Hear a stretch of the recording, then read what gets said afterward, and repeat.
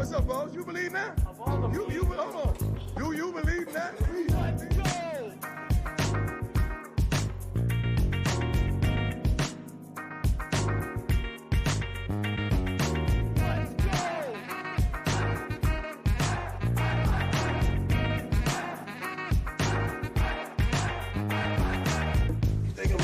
About y'all and ain't gonna be personal. You think I'm gonna let them doubt y'all and ain't gonna be personal? You think I'm gonna let them naysay y'all and ain't gonna get personal?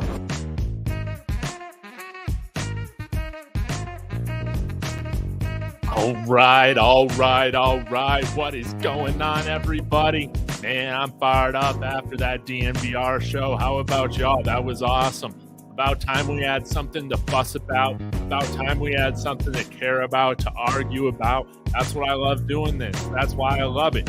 Because we all care. We might have some different opinions. But what is family without a little argument, right? Man, I love it. I love it. We're going to get into it. But first off, y'all hit that like. Y'all let me know your thoughts in the comments. I'm going to give you my whole projection starting on us for 2024. And want to give a quick shout out again to everybody. Hopefully you guys are noticing their stream. Like, hit that 1080p. I just upgraded that this morning. You guys can be getting clear streams from me now moving forward. So again, appreciate the support with everything with the channel. Let's keep doing this thing. So let's go ahead and just get right into it, okay? You guys are probably wondering, man, if you didn't catch the DNVR stream, what is David all in a fuss about? Well, man, the DNVR was taking their first stab at projected lineups for week 1, okay? And there was some that I disagreed with them on, just a couple. And I think it's kind of funny. There's been guys that I've been saying are going to start, that aren't going to start, all this stuff. I just think it's so funny. We all say the same stuff, but sometimes it's like, I'm the only one criticized, or Rawhide's the only one criticized for it. We're all kind of saying the same stuff, which I think is so funny. So, of course, this is all in good fun. We can agree to disagree, but let's go ahead and get to it. I'm going to give you my starting lineup here, and then I'll get to y'all's comments, okay? So, let's go ahead and get started. Some of this stuff is pretty easy. We're talking about week 1. Who do I think is going to be the starter? Of course, we got Deion Sanders coming in here, going to be the starting quarterback. Not really much to comment on right there, right? Number 2, running back. I said on Adam Munster Tiger show that I wouldn't be surprised to see Dylan Edwards take the first snaps in spring ball just because he is that returning starting running back, honestly. But I think Alton McCaskill will be the starting running back come week 1 with Dylan Edwards splitting carries with him, if not evenly, pretty close to it. Both of those guys are weapons. I think they're our best running backs that we have right now. I'm sure none of this surprises y'all. Okay? Now, we'll get to wide receiver. This is where things start to get a little bit divided. I love it. First wide receiver, of course, we got Will Shepherd. You guys could think, okay, maybe Travis is the number 1. Will Shepherd's the number 2. To me, it doesn't really matter. I'm sure it doesn't really matter to y'all either. Now, we're getting to the slot. I'm going with LeJohntay Wester.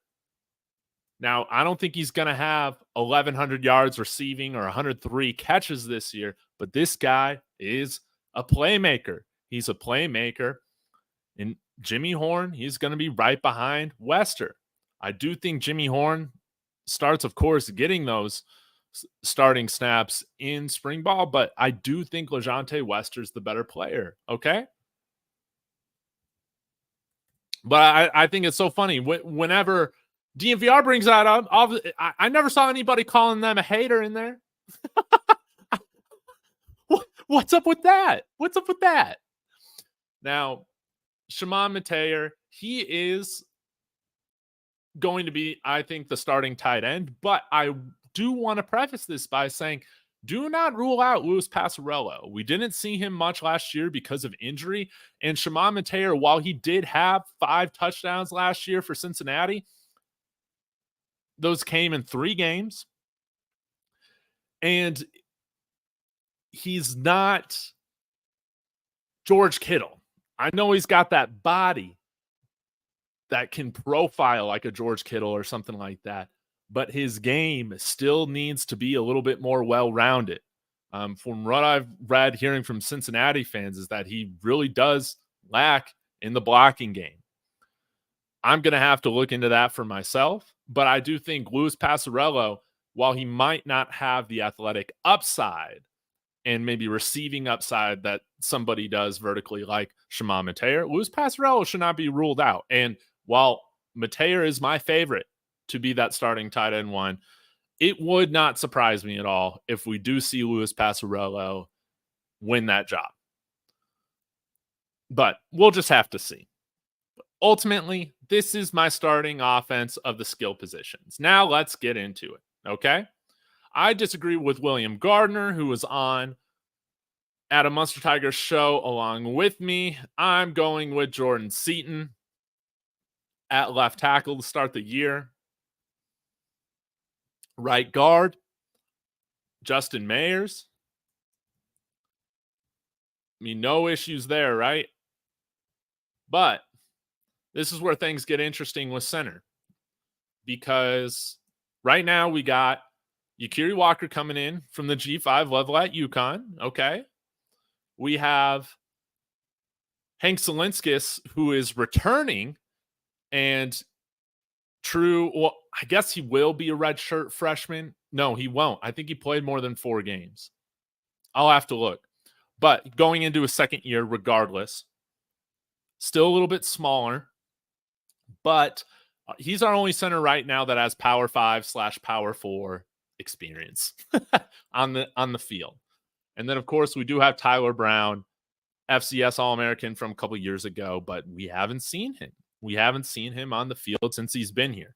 Right now, I'm going to go with the guy who's just been playing center the longest, Yakiri Walker. But I think this is anybody's game. Okay?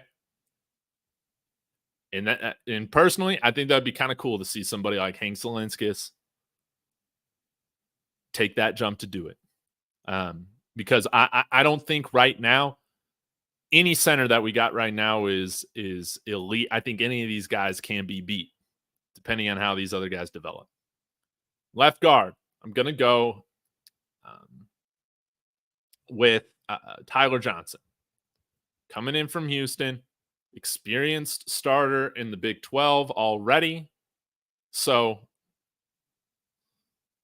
that's it. Now, this is the one that busted the floodgates open, right? Right tackle. What's going to happen at right tackle? DNVR, those guys are saying Khalil Benson, okay?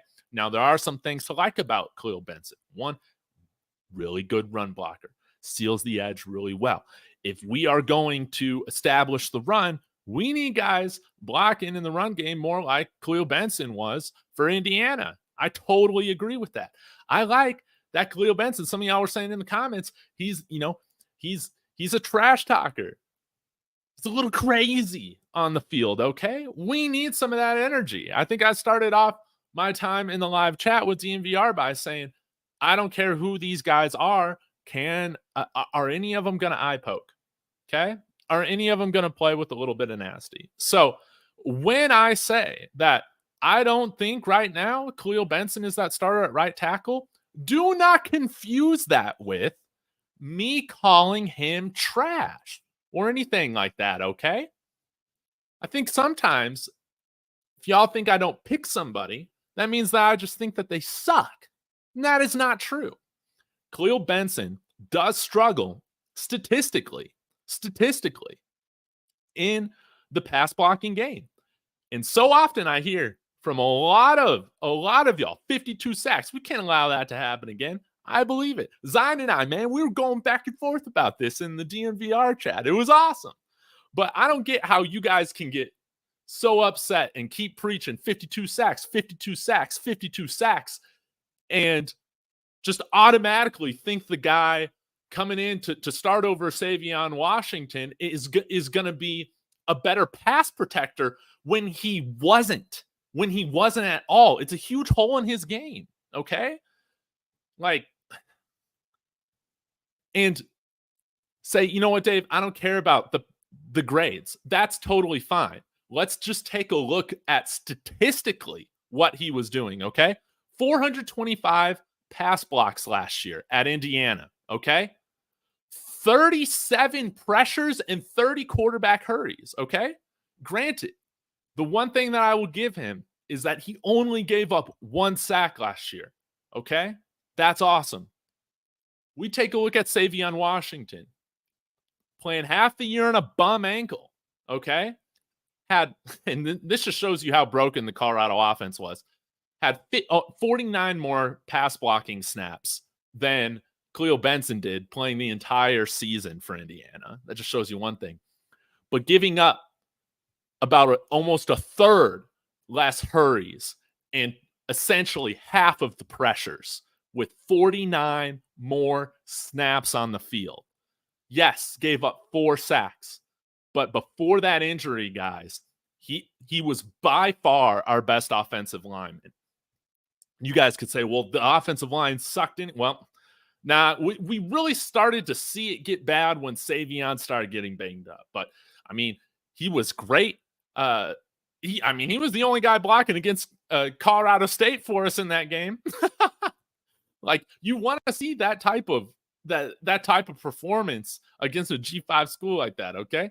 But he was a great pass blocker. He needs to develop some physicality in the run game. We know that. These guys' strengths and weaknesses right now are totally opposite. Call me crazy, but let me pick the guy right now that gives you a better chance of keeping Shedeur Sanders upright. Like, is that crazy? Like, are we just forgetting about all that? Okay. But regardless, guys, neither one of these guys, with how they played last year, I feel good about them being our starting right tackle. Okay. Whoever improves the most between those two, because when you look at their strengths and weaknesses, I feel like they are pretty evenly matched players. So I'm just basing it on, I want to protect Shedeur the best I can. And I'm thinking with the improved interior line, hopefully we're going to run the ball better. So it's not going to be as big of an issue with Savion Washington not being an elite run blocker. But again, do not mistake my words. Whoever between Benson or Savion Washington rounds out their game more this offseason, if it stays between the two of them, they're the ones that's going to be they are the one that is going to be the starting right tackle for this team. I think this is a very, very, very close battle, but I get worked up about it because we all had our panties in a wad about Shedeur getting hit a million times last year, but then we just want to ignore anything about these guys that are coming in that shows that, hey, you know what? They actually might have some concerning gaps in their game that they need to work out that I don't think go towards benefiting Shedeur. Like, is that crazy? Is that crazy of me? Y'all let me know. So y'all going to give me kind of crap for that, I'm sure. But I'm going with Savion Washington. Okay? And from what I know, Khalil Benson wasn't playing last year on like a grade 2 ankle sprain, grade 3 ankle sprain, whatever it was. Something very serious that honestly, Adam Munsterteiger alluded to the fact that he thinks he should have just sat out the remainder of the year after his injury halfway through. But you guys saw Isaiah Jada. You saw the other guys that we threw out at tackle. He was by far our only somewhat feasible option at right tackle last year because of how thin we were at that position. Okay? Don't forget the narrative. We all could not wait until Savion Washington came back from injury last year because we saw a substantial change in that offensive line after he originally went out. So now that I got that off my chest, let me get to BJ Green. Good Lord. Guys, you can point out some inconsistencies with somebody's game. All right. I understand that. But just because you're pointing out some inconsistencies doesn't mean the upside isn't better than anything else we got on the team. Like, good Lord. Like, BJ Green can rush the passer. The man can support in the run game. Does he need to work on his motor or his consistency? Sure. But hey, wouldn't you rather have a guy that's making great plays 50% of the time rather than what we saw last year with some of our edges that were thrown out there last year that are making good plays 10, 15, 20% of the time? Like, no one on this roster right now is a player that doesn't have holes in their game. Okay. So while there are some things that BJ Green, sure, maybe he has to work on, let's not mistake that for him being trash. Like, this guy was still a terror last year in the Pac-12. Washington doesn't just recruit transfers that are trash. Okay. Like, BJ Green can move. Give me Samuel Okunloa at the other edge. I don't feel like I need to say much there. Give me Chidozie, Wonkwo over inside. And then DNVR had, well, I'll leave this as highlighted because that's my difference, with DNVR.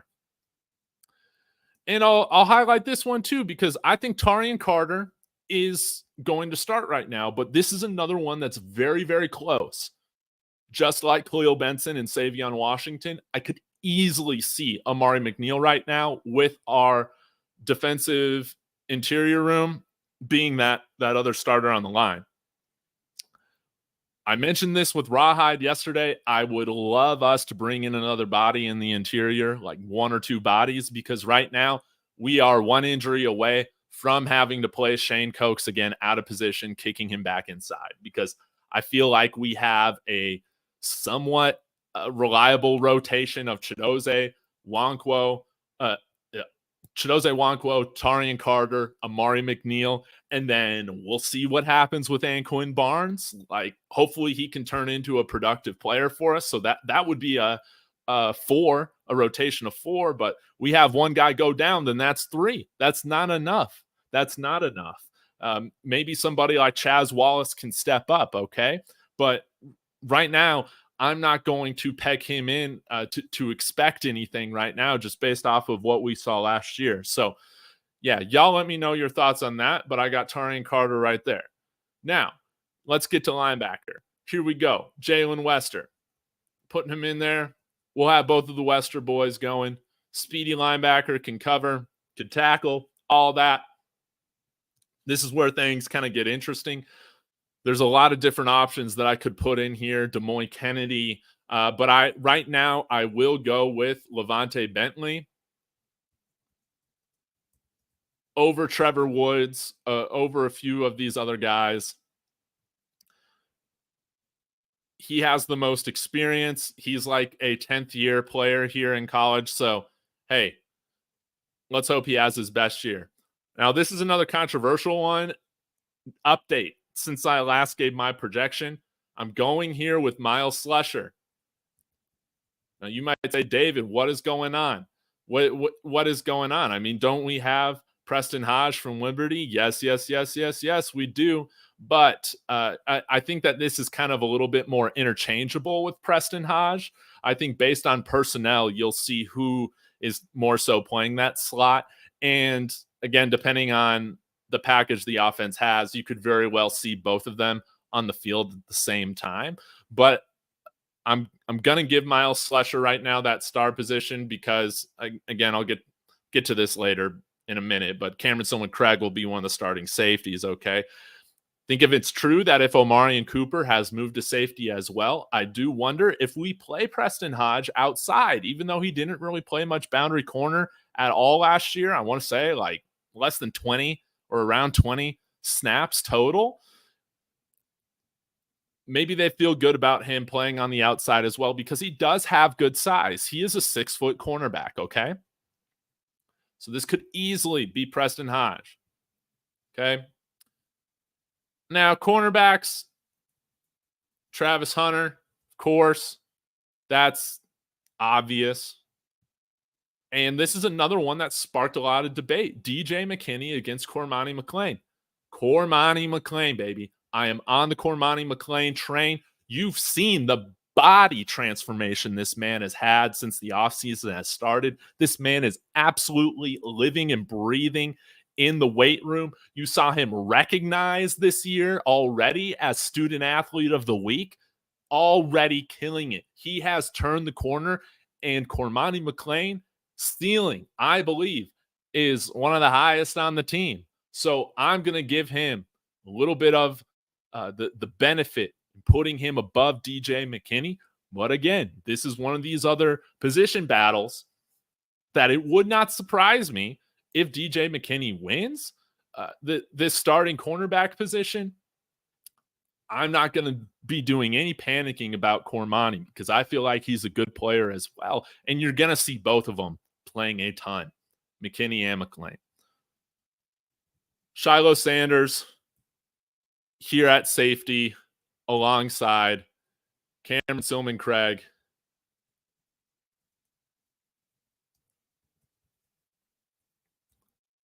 Rounding out this safety group. That's it. That's it. Cameron Silman-Craig was great. He'll be starting there behind Shiloh. And we have a really interesting and deep secondary. And I think that we're continuing to improve with where we're at in the front seven. But these are the differences that I saw right now with DNVR's projection. And I know RK and Jake were a little bit split on some of these, like Cormani McClain and whatnot. But this is the room that I'm going to be going with right now. And again, guys, I just want to say, I will be the happiest man in the world if I am wrong on some of these, just as long as we get better production than we got last year, right? Better play. That's all I care about. I don't care about if I'm right or wrong on these players. I don't care. I want us winning games. I want us at least hitting 7 wins. Then everything on top of that is gravy. Okay, guys? So that is it. Thank you for listening to me, and I will get to your comments right now. Feel free, if you guys want to make sure I see something, send me a super chat, but I will get through some of these comments. The BJ Green hate is crazy. Yes. It, like, I haven't watched Buffton Prime's video on it, but like, the man can play. The man can play. And Samuel Okunlowa, he's going to be great as well. But let's not act like BJ Green isn't a serious boost to this edge room. You might have been wondering, where's Keaton Wade? I thought about putting him at inside linebacker. If it were up to me, I would want to see him play there, but I don't know if they're actually considering that move or not. So right now, I think he might just be a little jack of all trades kind of guy. You'll see him at edge. You'll see him at inside linebacker a little bit. I don't know. Right now, I don't have him as my starter.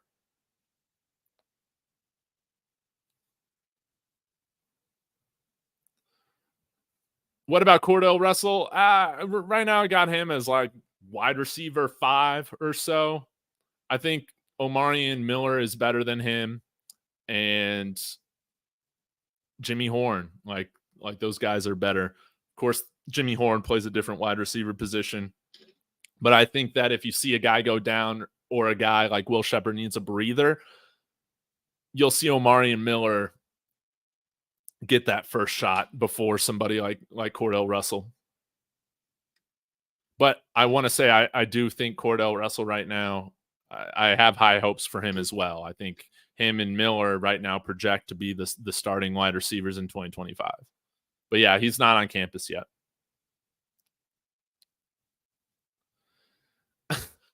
Savion is not starting that right tackle. That MF got bricks in his cleats. Well, boy, do I got news for you. Munyon, I'll take David Connor over Savion and Khalil. Maybe, but I mean, we haven't seen what David Connor can do. I mean, he's kind of a guy like Anquin Barnes, a little bit different of a situation, obviously, because from what I understand, Barnes has been healthy. He just hasn't been seeing the field. Connor redshirting his freshman year at Florida, that makes sense. That's not an issue. We didn't see him play last year due to injury. Right now, I can't say with any confidence that he is better than those guys because at least we've seen these guys get on the field, right? RJ said he can't pass block. Where did he say that? That's why William Gardner brought up the fact that he thinks that Benson might kick inside. Oh yeah, you just said that too.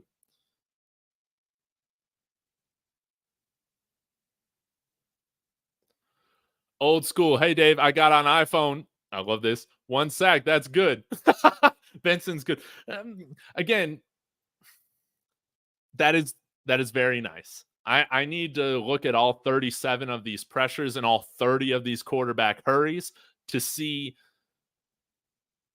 how this quarterback was getting the ball out of his hands before he was getting sacked. Okay.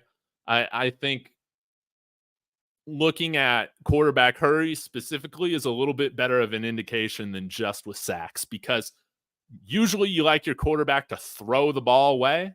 Okay.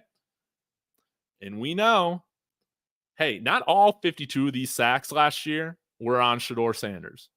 He played a part in some of this as well. He needs to improve his pocket presence. I think he will this year. I think he'll have more confidence in the interior of the line, which I think was really causing him to continue to drift back kind of into these edge rushing lanes. And I'm not saying 50% of these sacks are on Shedeur or anything like that, but I think the narrative is that it was just the whole offensive line. They were all trash, everything like that. No, he played his part too. It was clear that he was very rattled, as he should have been, with taking that amount of hits, with that amount of dropbacks. You guys know he wouldn't get rid of the ball. He needs to learn to scrap a play when it's over. And I expect him to, with working with Pat Shurmur, to be a lot better with that this year. There also won't be as many situations where he's going to need to scrap a play like that and throw it out of bounds. Okay. Neither the offensive line or Shedeur and Sean Lewis really did each other many favors at all with this offense. It was just a mess.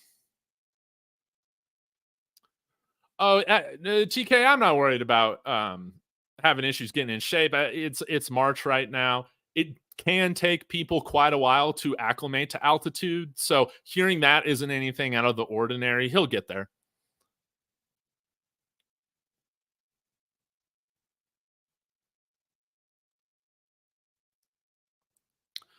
Alton McCaskill's runs too high. I don't care. Adrian Peterson, Eric Dickerson, all those guys ran high too.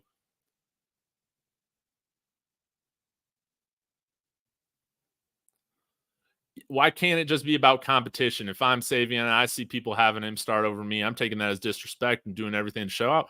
As should Khalil Benson be pissed about me saying that I don't got him in the starting lineup right now. You're absolutely right about this, Pog LLC. Yes, we need these guys to improve. We need these guys to take it personally. What I don't get, guys, is how if we have a different opinion, or if we point out a deficiency in somebody's game, so often you guys are so sensitive, being like, oh my God, you're a hater, or that guy's just trash. No, guys, we got to understand nuance now, baby. Come on.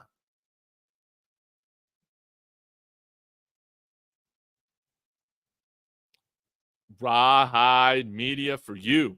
What's going on?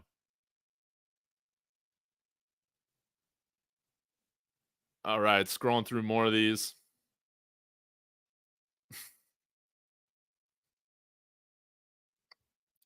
BJ Green's better than any edge or end player we had last season. Exactly. None of our edge players had 9 sacks, 10 tackles for loss and quarterback hurries. Okay, so he might take a play off. All right, guys. There are guys drafted number 1 overall that took plays off in college, okay? I'm not saying that that's an okay thing. That's never okay. But let's just be realistic. Jadeveon Clowney didn't have that great of a motor at South Carolina either. Can we be real about that?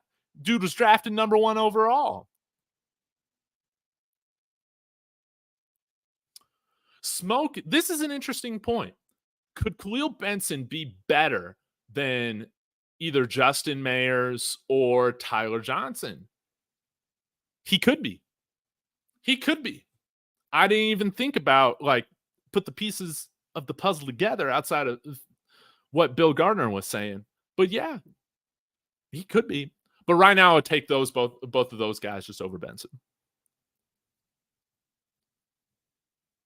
But the pass blocking issue wouldn't be nearly as serious when he's not dealing with those guys on the edge.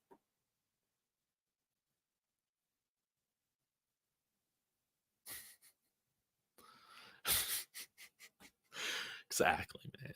Exactly. Let's hope we can continue to improve everybody we got on the roster and round out their game. RJ, I understand that's true, but I mean, let's be real. How many of the other guys that we brought in here, and I'm excited about a handful of these guys that we brought in here, but I know this is going to be picking on Khalil Benson a little bit, okay? But did Khalil Benson get an offer from Washington? Washington was in the national championship last year.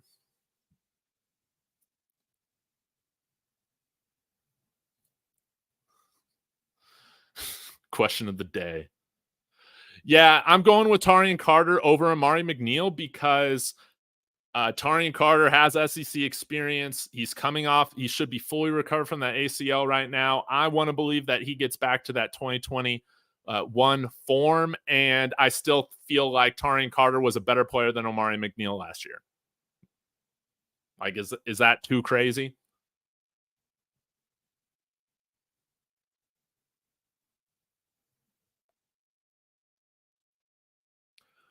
But again, it's one of those that I feel like is going to be a really close battle.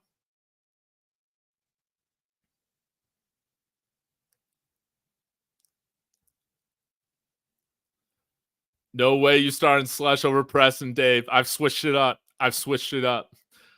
But part of that has to do with the fact that I think Preston's going to see some time over at boundary corner now too.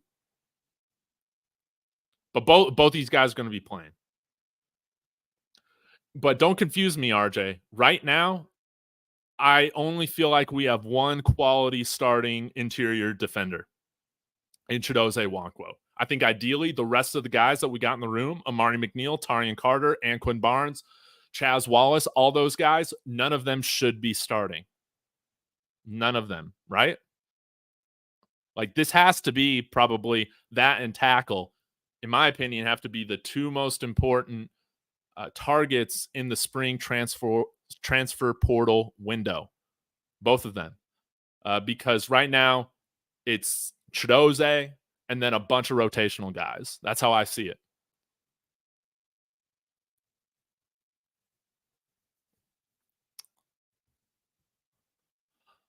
Nah. No. You clearly did not watch the Colorado games last year. And I'm truly curious how many Indiana games you've watched. I really want to know. I want to know. I'm going to give you a hard time right now, Beats. But right now, I feel like that BNS is just standing for bull and shit. Come on, man. You can't be doing me like that.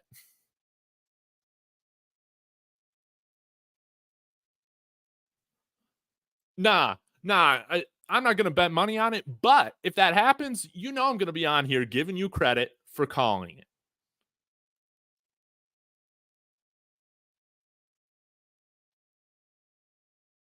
Eye roll.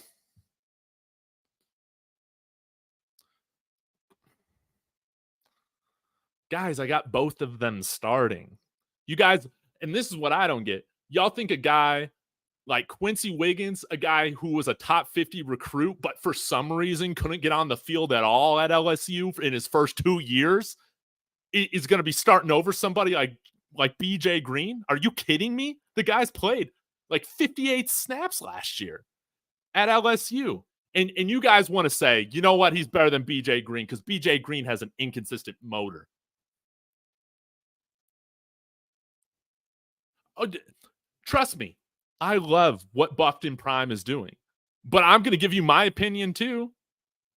I know he said he likes Samuel Okunlola better than BJ Green. But then what you guys do is you guys take it a step farther and say, you know what? BJ Green ain't even going to be a starter here because of that issue. Give me a break. So you guys would rather see guys that have played 50 snaps in their career go ahead and start.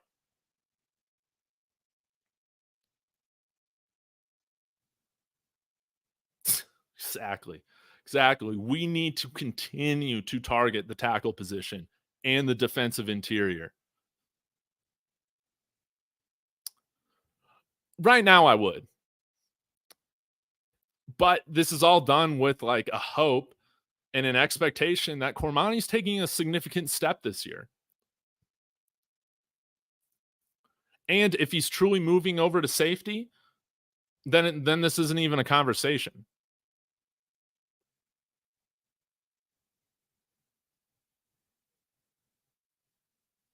Dude, oh my gosh. Guys, who cares how they turned out in the NFL? Jadeveon Clowney was a monster with an inconsistent motor at South Carolina. That's what I'm trying to say. The guy still made an immense impact on the game for the Gamecocks.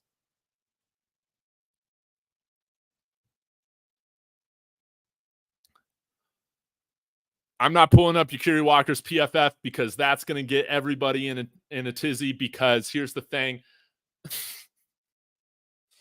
The center that we let go out to Oregon State was graded much better.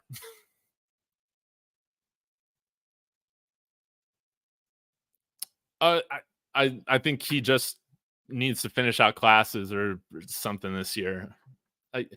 Something to do with academics.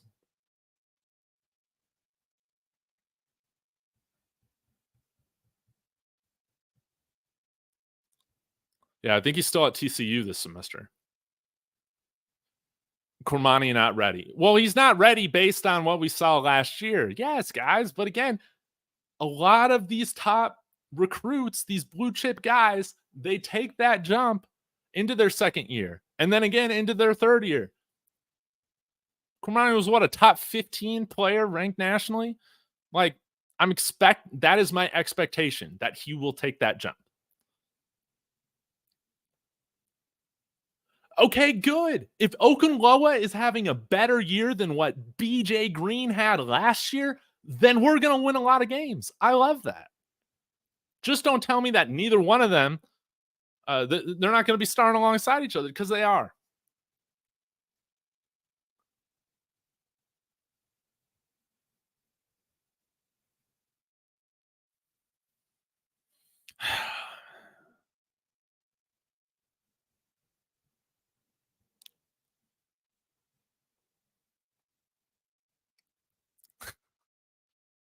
This is a great question. Dave, if we had a CU YouTuber roster, who would you be starting? Are you talking about on a football roster? Start me at right tackle.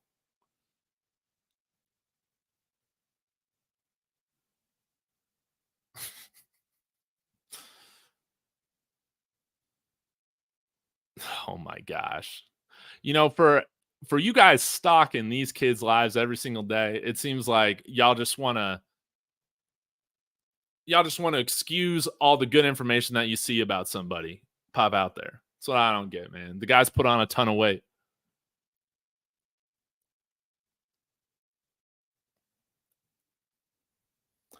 I'm not saying that, bro, but we're going to the Big 12. We might have the best D-line. When has the Big 12 ever had good D-lines? They've had much better D-lines than the Pac-12. Guys, okay, what beats by BNS. What is your expectation for the defense this year? Like where they rank within the Big 12? I think they will be better. But guys, we got to remember that we're talking about one of the worst defenses last year in all of FBS football. If we make that jump like 60 spots into just national average, just like the offensive line, that's a huge deal. That's a huge deal. Like BJ Green ain't starting on one of the worst edge rooms in the whole country last year. Give me a break.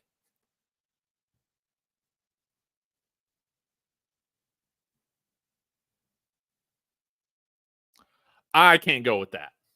Hell no. I love you, Nicholas. I can't.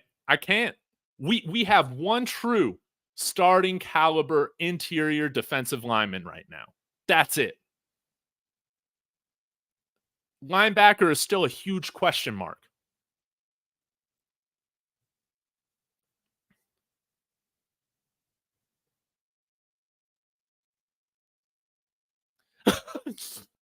Dave, these got to be some trolls. Don't blow your top.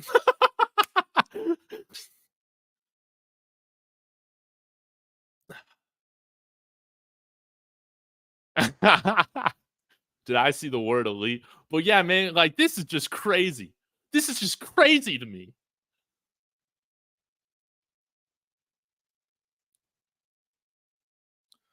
Yeah, Preston Hodge was with Coach Prime and all that. You know, it's true. But I mean, Jimmy Horn was on the whole Coach Prime show last year, and nobody here has him as a starter right now.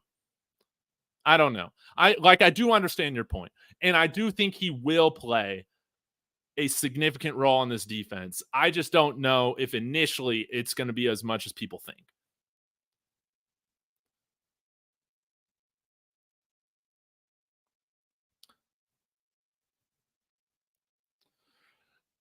Okay, why with SEC experience wise, Keaton Wade not starting over BJ? Because Keaton Wade was a part-time player, played like 240 snaps last year.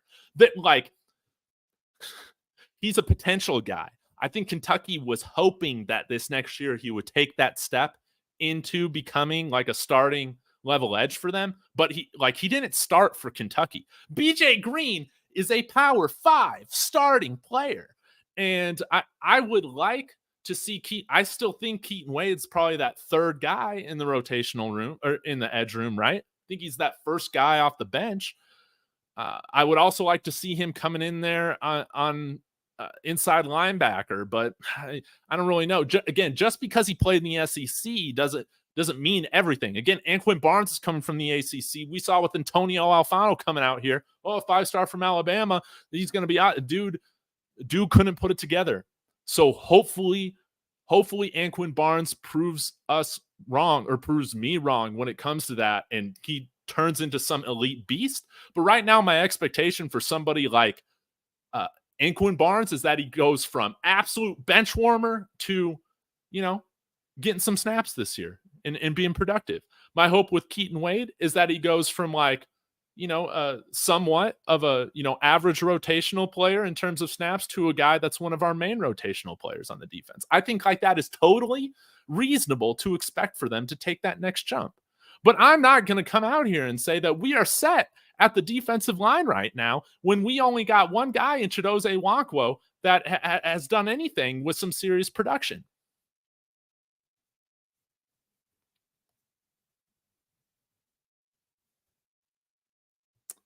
You prove my point, though, with Carter and McNeil. But Tarian Carter is a much more well-experienced player than Keaton Wade is.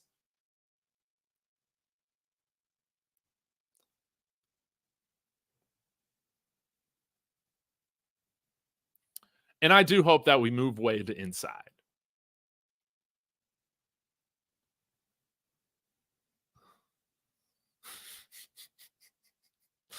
Okay, I can understand, Jay, the take of having Arden Walker over Wade. Okay, I can get that. What I can't get is like y'all literally are taking guys who have played less than 100 snaps in their entire career and saying, you know what? Have them put them in over a productive junior.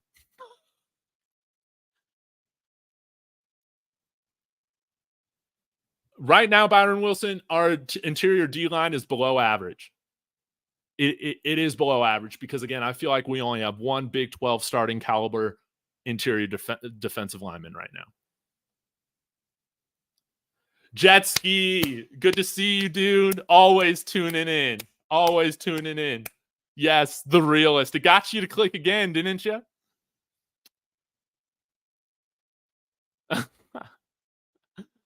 Barnes has size. Hopefully Sapp and Damian Lewis get him together. And that's my hope. Yes, because if we can get production from a guy like that I have little to no expectation for, then the Buffs are going to be better than expectation this year.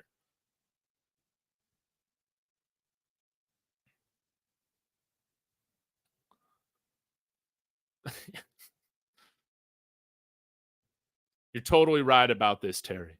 We have to have some more players coming in the trenches, but that's got to be at interior defensive line along with tackle.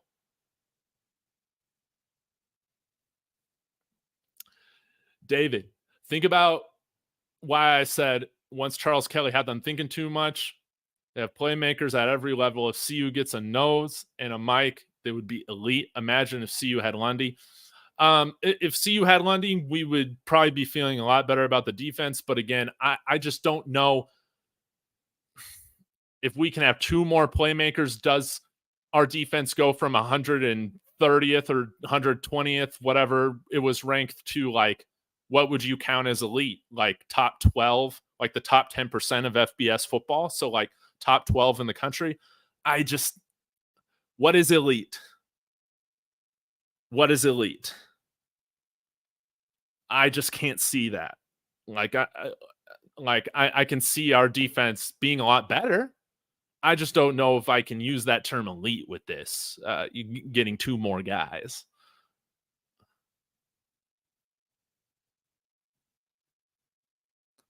Elite is the top 25 defense. Man, I guess it depends on the level of player that we bring in, right? If we can bring in some really blue chip transfers in the spring, yeah, maybe we get there. It's just hard for me to see a path right there getting that high. You want to talk about top 50 in the country? I think we can get there with this unit. I think we can. A lot of stuff has to play out in our favor, and we got to have a lot more surprises that work in our advantage and stay healthy, you know? But, I mean, there are scenarios where I feel like that happens. And, I mean, what, top 50? That would put us in the top half of the Big 12, right? Hopefully.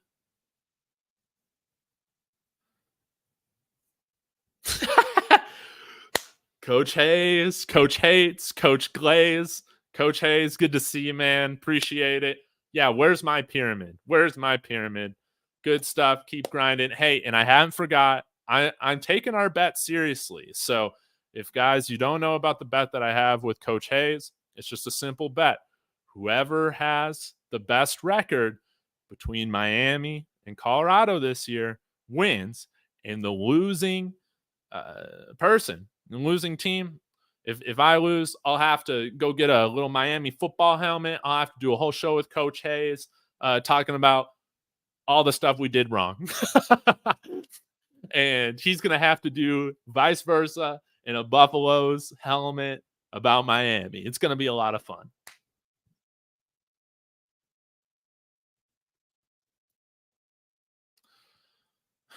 Yeah, guys, can we can we talk about Cormani? Where is that guy, right?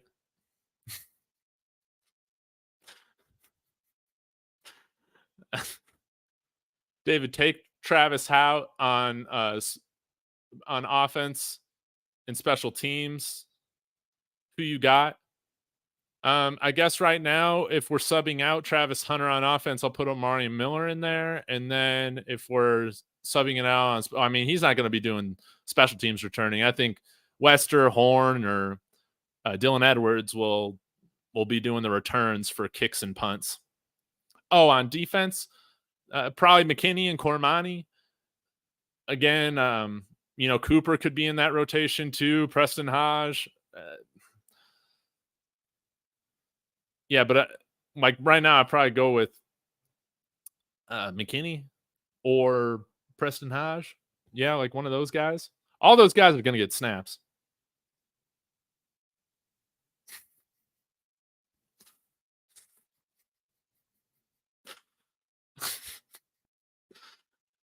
Oh, and spoken word, I'm really glad you brought this up because somebody brought this up in the DNVR chat. I thought it was a really good point that Adam Hopkins, this must be good news. If they're moving Omarion Cooper out to safety, this must be good news for Adam Hopkins. And he's another guy, I think he's a 6 foot and above guy that could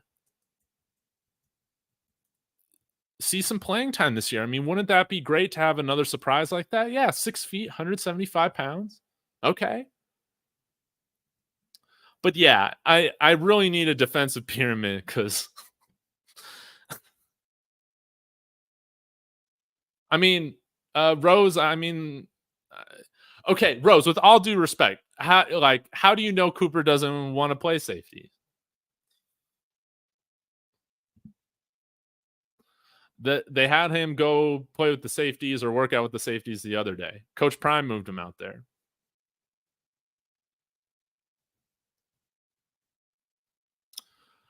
But hey, if Preston is starting over Slusher, fantastic. I'm not going to fight you on that one. I feel like that again is a very close one. It just depends on what do you want from that position.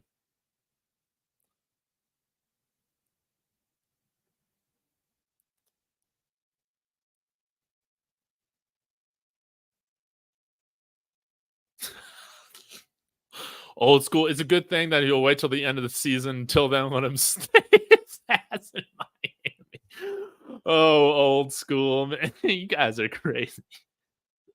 You guys are hilarious. I love you, old school. You're the man. Buffs Nation isn't the same without you. Rico Knows did call it. He was saying a long time ago that he was a big fan of his game. And Stoutmeyer has moved to safety as well. Yeah, right now, because I don't think I expect Wade to be moved over to interior. As much as I would love that, I think right now Tyree, I would expect him to stay mainly at the edge position.